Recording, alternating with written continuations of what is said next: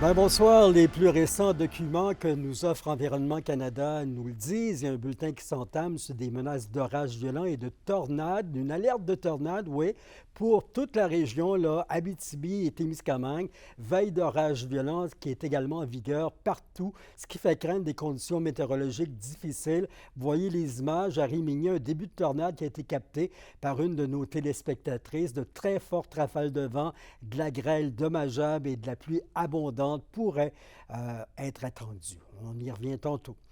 La Sûreté du Québec a réalisé aussi aujourd'hui une série de 4 arrestations et 14 perquisitions à Val-d'Or en lien avec le trafic de stupéfiants. 3 hommes, une femme âgés entre 31 et 58 ans sont en état d'arrestation, actuellement interrogés. Les perquisitions se sont déroulées dans 5 résidences. Des véhicules et des terrains également ont été visités. Et le ministère de l'Agriculture, des Pêcheries et de l'Alimentation annonçait plus tôt aujourd'hui une aide financière pour soutenir les entreprises agricoles, annonce qui déçoit les producteurs de la région. Explication de Kémilia La Liberté.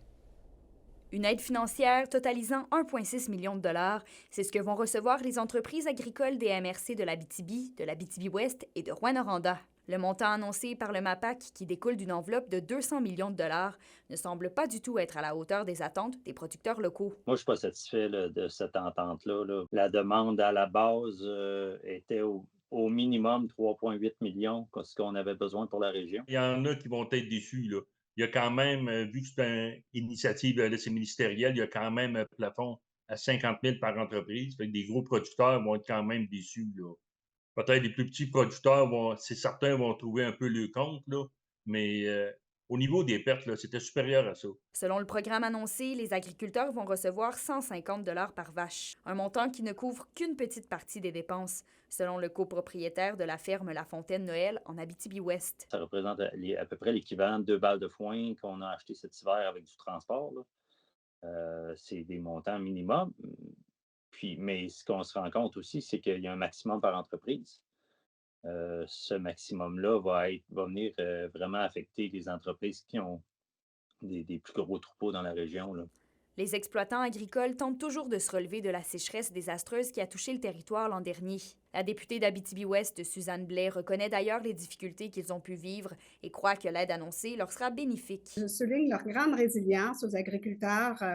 Et là, on arrive cette année avec un montant de 1,6 million. Bien, on est à leur écoute. Malgré l'appui gouvernemental, le président régional de l'Union des producteurs agricoles croit fermement que le programme d'assurance récolte doit être révisé. C'est certain qu'en premier temps, je pense que le ministre de l'Agriculture s'il nous a entendu pour dire que le programme d'assurance récolte avait vraiment pas fait la job. Là. C'est sûr qu'au niveau de la hauteur de l'aide, ça ne compensera pas toutes les pertes. Kémilia La Liberté, RNC Nouvelles, Rouyn-Noranda. On vous invite à être prêt à tout, vous mettre à l'abri. La pluie qui tombe allègrement actuellement dans plusieurs coins de la région. Attention à vous, s'il vous plaît. Aujourd'hui avait lieu l'inauguration de la nouvelle mini-maison qui servira de bureau d'intervention du CAVAC à Picogan, projet qui veut venir en aide aux victimes d'actes criminels qui ont besoin d'aide. La communauté à Picogan devient la première communauté autochtone au Québec à tenir un projet du genre. L'ensemble de la population pourra bénéficier des aides offertes.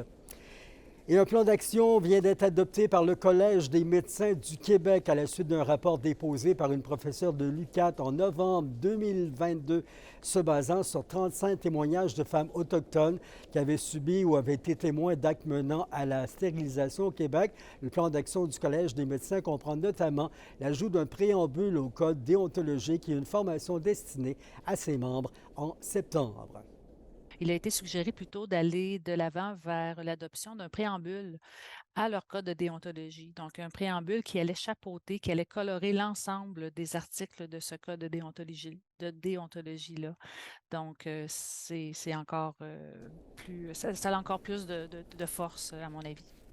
Je vous invite encore une fois à ne pas manquer notre bulletin météo dans quelques instants. Il y a le chef intérimaire du Parti libéral du Québec, Marc Tanguay, qui était à Rouyn-Noranda aujourd'hui et il est en tournée dans toute la région alors que la session parlementaire tire à sa fin à l'Assemblée nationale. La formation politique, on le sait, recherche un chef, mais relève-t-elle aussi de futurs candidats?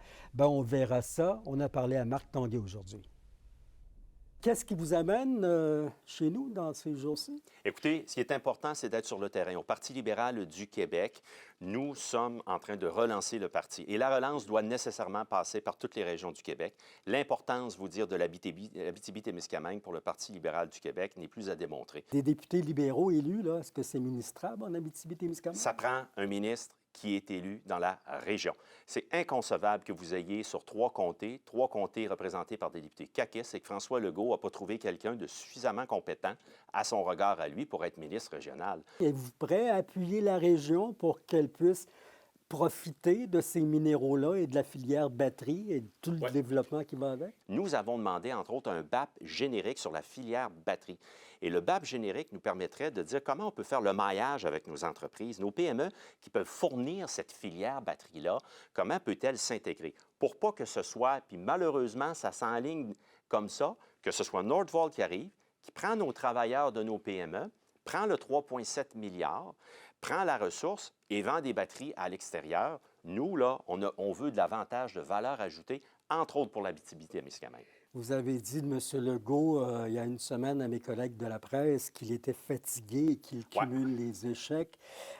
Vous avez aussi dit que vous voulez que le Parti libéral fasse rêver les Québécois. Vous avez l'intention de faire oublier le cauchemar que vous avez vécu? Moi, je n'ai certainement pas oublié, M. Moreau, le fait qu'en 2018, les finances publiques étaient équilibrées et on avait de meilleurs services.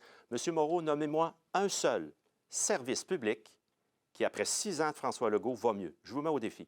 Justice, les délais ont explosé. Service de garde, c'est 30 000 personnes de plus sur la liste d'attente. Délai d'attente pour les urgences, c'est 3 heures de plus. Les écoles, M. Moreau, je ne pardonnerai jamais à François Legault de faire en sorte qu'il y a 11 000 de nos jeunes qui vont quitter le secondaire sans aucune diplomation. C'est ça, François Legault. Alors, moi, je pense que... Est-ce que tout était parfait avec Philippe Couillard? Non. Mais chose certaine, finances publiques qui faisaient en sorte qu'on avait les moyens d'offrir des services publics.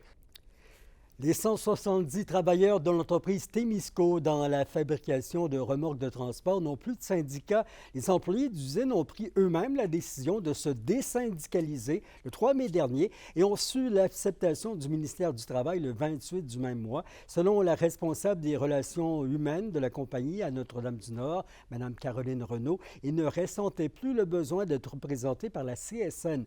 Témisco, qui génère un chiffre d'affaires de plus de 30 millions de dollars, existe depuis 55 ans.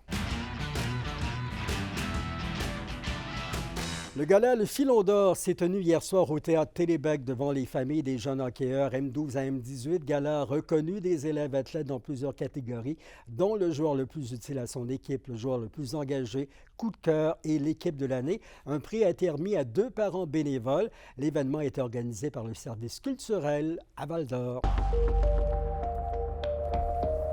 Les documents sont frais. On est gâtés en prévision 2 alertes de météo d'orage violent et d'une veille de tornade. Donc, soyez prudents.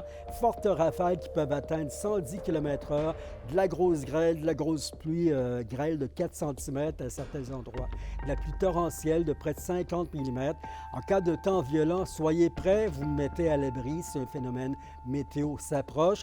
Des averses et orages violents tôt ce soir, 11 degrés. Demain, des nuages se surplacent avec 40 de probabilité d'averse. Et on a aperçu samedi, soleil et 20 degrés. C'était vos infos régionales. Bonne nouvelle pour notre mot de la fin.